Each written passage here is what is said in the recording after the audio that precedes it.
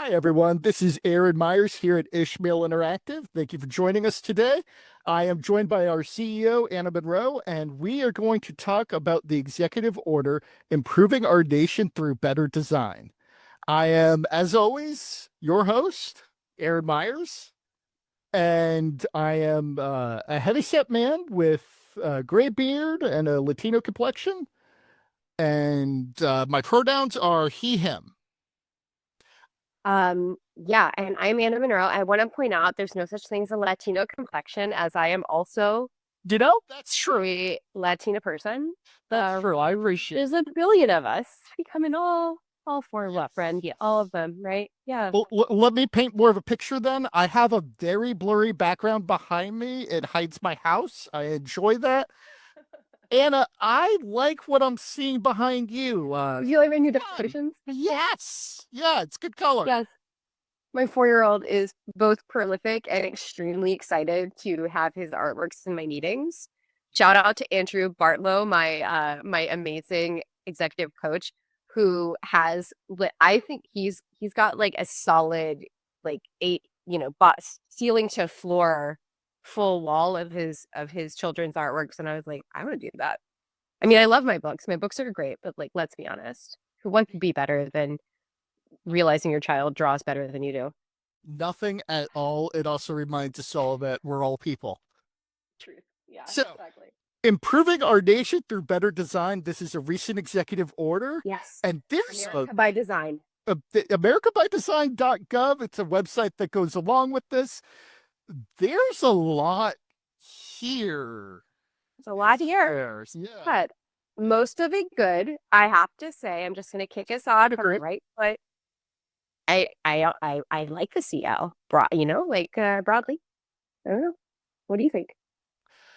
I think it is putting effort in the right place. I think with Well every said. EO, because the government does so many things, there's, Yeah.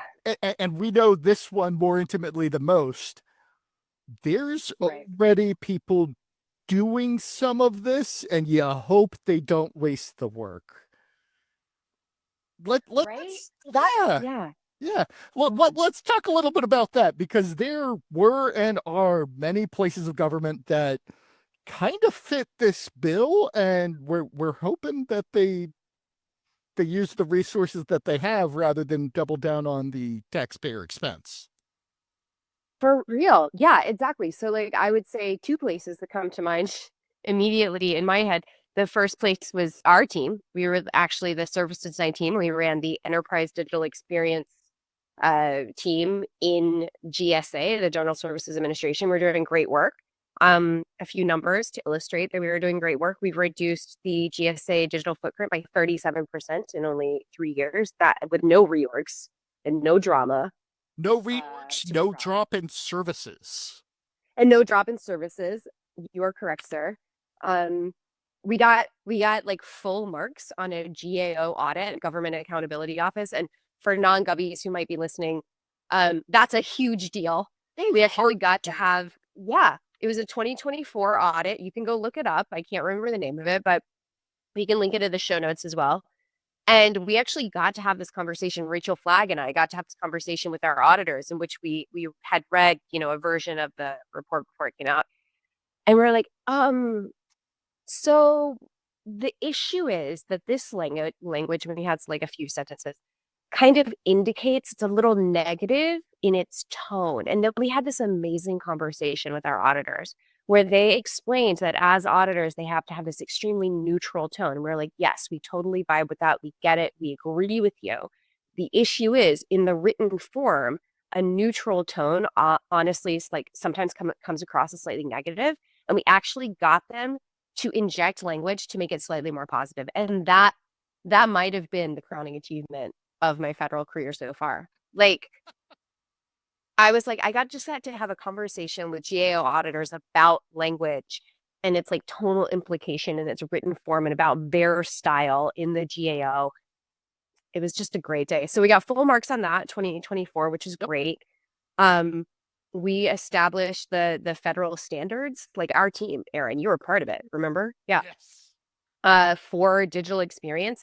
So our team, I would say, was a team doing exactly what's in this EO. Um, and we got the receipts. It's great. And then also the Veterans Experience Office. I just want to shout out to them. I'm super happy. They're still up and working, which is great. And they do such amazing work. So I'm so happy for all the guys over there, all the people over there, Aaron Seminario and Tim Bienkowski and like so many others, a bunch of friends from back in the day. So yeah, we were doing it. We were doing the things, right? And we proved that it can work in this environment, most importantly. 100%. So let's hope it can work again. Yeah. Because whether it's us or somebody else, it's gonna help everyone. So we need it to work with someone.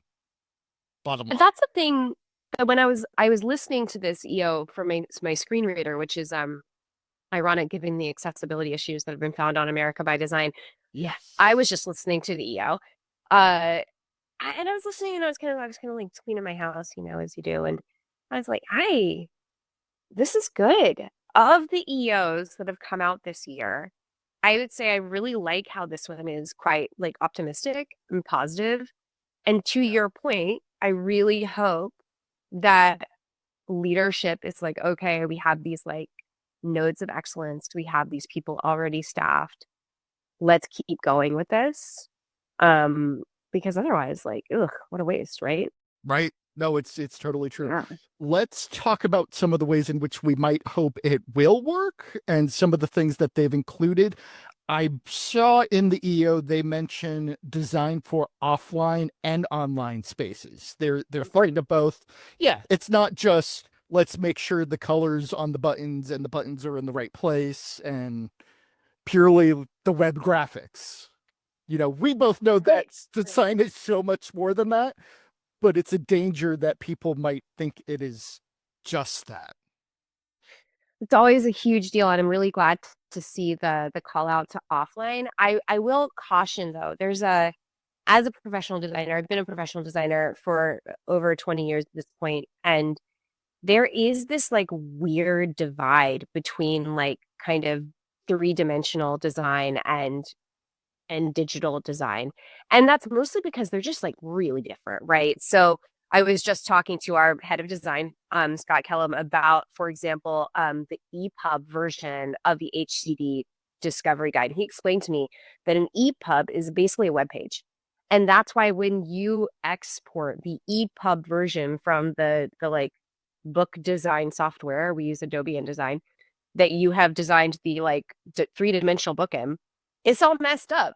And that's because they're just really different. So the people who do these things, except for Scott, because he's a weird like unicorn, are generally just they don't understand each other's disciplines. And so I think that's going to be a real barrier. And that's why, in my theory, my hypothesis is that's why people sort of default to this idea that design is just the color of the buttons. It's just the button placement. It's like all these kind of like user interface elements and like the color of the wall paint, as opposed to the things that we were doing on the service design team, which is actually getting the back end workflows right. So like working with our Lean Six Sigma friends to do process improvement, but then go beyond simple like extraction and subtraction and like efficiency to make things more efficient by building better stuff, better workflows. Does that make any sense?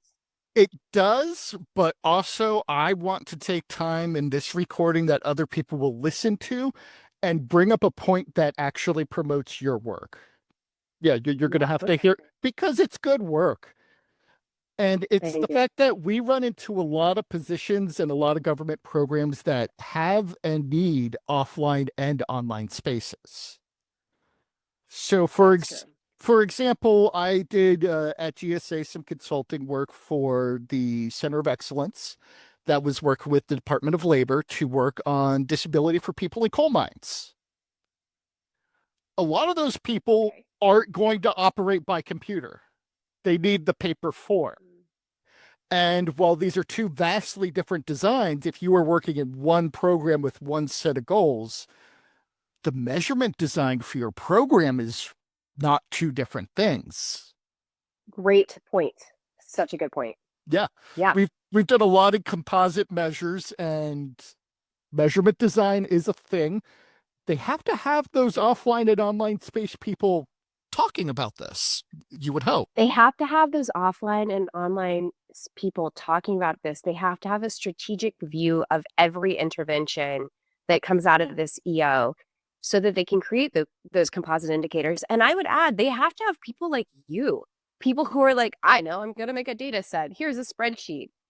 And like they have to. It's like it's going to be a multidisciplinary effort for sure. Or you're going to end up, talking about button color again, you know? Okay, so we know that the EO is for just 3 years. Oh That is a yeah, that's true. short time. That is a very short time. We ran into web pages that only update every 4 years because that's how often their That is program true. does a thing. Let's talk pros and cons. What do you think you're getting and you're losing when you do a 3 year design push? I gotta say, this is solid L. The solid L from where I stand. 3 years in the government where the relationship with your customers exceeds a lifetime, like it or not, everyone who is in the United States of America has a relationship with the government that is prenatal to post death because of that you're ended up in probate, right? Like everybody goes through probate. If you most people go through probate. So like it's a long-term relationship. 3 years. And to your point, we had websites in our work in the EDX team and GSA that only updated every 4 years. It's not long enough to do something meaningful and at the root level. And so I really hope that this gets taken to the Hill, and I hope that it gets kind of like legislated and put into law in the same way that the U.S. web design system has been. Um, I hope that the form of that is actually sort of structural and takes a wide view of what design is as opposed to what color are the buttons, right? Or Yeah. design is just digital design. Um, and I hope that it's cross-functional. I hope that it goes across agencies. One of the best experiences I've ever had with the federal government was there was a collaboration between FAFSA, student loan folks, and the post office, I want to say. And what they did was they validated that they triangulated that I was the person doing the requesting for a change to my thingy or whatever it was. And I got a letter, a physical letter, as well as an email. And then I had to like, basically two-factor authenticate, but from a physical letter. And now I was like, oh my God, this is so good. This is so good because this is I love really that. important. This is my student loans, and I am really glad they're validating that's me. And that's design, right? Like design is the intentional arrangement of resources to achieve a particular goal. And that is from Eames, Charles Eames, right? Like you can't do that in 3 years when you're operating at a scale of like 340 million people at all stages of life, at all moments in their life, um, and across the government. You can't do it. So let's take that 3 year issue and the need to really embed this in multiple disciplines because good design work is not just by designers. They have Oh my gosh, do talk not to just step on people. us. We are the worst when we get together. We are like fiddly Right. controller freaks. That's designers.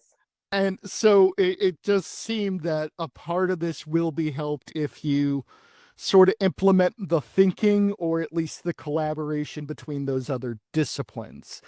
Let's play What Would I Do? That fun little initiative where we think about how we would do this and how Okay. we kind of have been doing this, you Right. know? Yeah, and Yeah. it's one of those things because we have online, we have offline spaces. What hasn't been touched, and I see why you wouldn't do it in the EO because it's kind of clunky language, the offline spaces that exist behind the online spaces Yeah. and the work we Yeah. put into that. So if you were going to give them a bit of advice, a quick soundbite, how do you pick out and involve the necessary people to keep this initiative going, to get the progress you want? Yeah. Two things. First of all, I think we've touched on this, right? You have to have you have to have designers, right? You have to have designers. You have to have designers that live there. They come from offline spaces, and you have to have designers come from digital. You got to make them talk to each other. You said that. You're correct. You have to have top cover, right? You have to have a longer timeline than 3 years. We can start there though. And you have to have data people. You have to have like, I would say you have to start with crazy unicorns. And that's what I loved about our team in GSA. Like nobody did one thing, right? In our startup team. And we were just starting to kind of transition into a sustainment team at 3 years for GSA. I mean, we had to start from the ground up and like kind of convince everybody this was right. And we didn't have the cover of the CEO.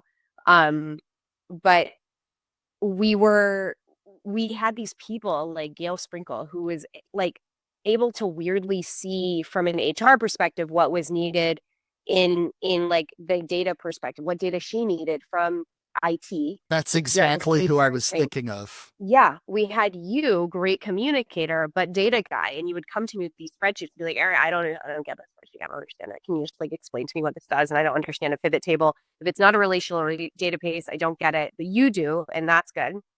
We had Bart Vogler saying, who like could write code, TypeScript, like it was his job. So write it like it's his job, but was also like a very strategic person and could see, this is not just an IT problem. This is also, I need to talk to Gail about HR. I need to talk to Anna about like the service design of this. That's the team you have to start with. And that's and then you have to have management structure that loves that isn't looking for like, we're going to push this one button and the whole system's going to fall into place, because that was where we were getting. That's where we were at the end of 3 years. Everything was falling into place and it was beautiful, but it took us 3 years to get there. And we had to it was like spinning plates, Yeah, right? I mean, that's how it felt to me. absolutely. If I could capture this discussion in one sentiment, I would say at some point, these designers are going to walk into agencies and realize there might not even be a list of the websites or the people responsible for them. No, we know that. And That's we, we, purpose. we do. This is fact. This is fact. But God, I hope when they walk in and talk to those agencies, they are prepared to make good design everyone's job. Ah, same Z's. I hope when they walk into these agencies, they're prepared to listen to the people who have been doing the work that is like 85% of this work just as part of their jobs, but have never had the sort of strategic top cover or direction, right? Like there's tons of people, smart people, awesome people doing this work already. They lack some coordination, I would say, but I wouldn't say that's their biggest issue. I would say they lack a boost, right? Saying, no, your common sense is telling you right. The only thing you have to do differently is you got to talk about your work. Because we're terrible about talking about our work. We know this. And you need to play nice with others, essentially. Because, like, people have been, you've been working towards a goal for a really long time, it's really easy to be like extremely protective of what you've accomplished. And it's hard to change. You can get a bit rigid. So that's what I hope. I hope they listen to people. We weren't listened to. And now we're here, wherever this is. I in some liminal space. Right, right. And we could have not been, right? So I just hope that they listen to people this time around. Yes. Here we are in August as opposed to March. Right. So, us here at Ishmael Interactive, we have learned our lesson. This is, in fact, us talking about our work and the environment we find ourselves in. And we hope that everybody else learns to do the same and embrace the change that they are in. So, Anna, this has been a great discussion. I always love looking at the market. After all, this is a big piece of the design market, the government market, the everything market. That's sort of the nature of an EO, right? It's big. It's big. It's Honestly. so big. But also, I like that we get to practice our principles. We just told people, I hope they talk about their work. We have this podcast series. We want to do our work out loud and talk about it a lot. Totally. Yes. Yeah. Thank you for this conversation. Let's keep talking. Let's keep growing. If there's any parting thought or wish you'd like to give about the EO or what we hope to see in the future, I'd love to Yeah, have it shared. I hope we get to do this work again. You know, we already know how to do it. And for lack of a more compelling reason, we know where all the documents are on the Google Drive. So that's efficiency, brother. That's efficiency. That's true. That's true. Even if we don't do this work, we will do this work somewhere. Oh, That's for what sure. I will tell Thank you. myself. Thank you. Good point. And thank you everybody for listening to our discussion. We will be back with you again next time. Right. Bye.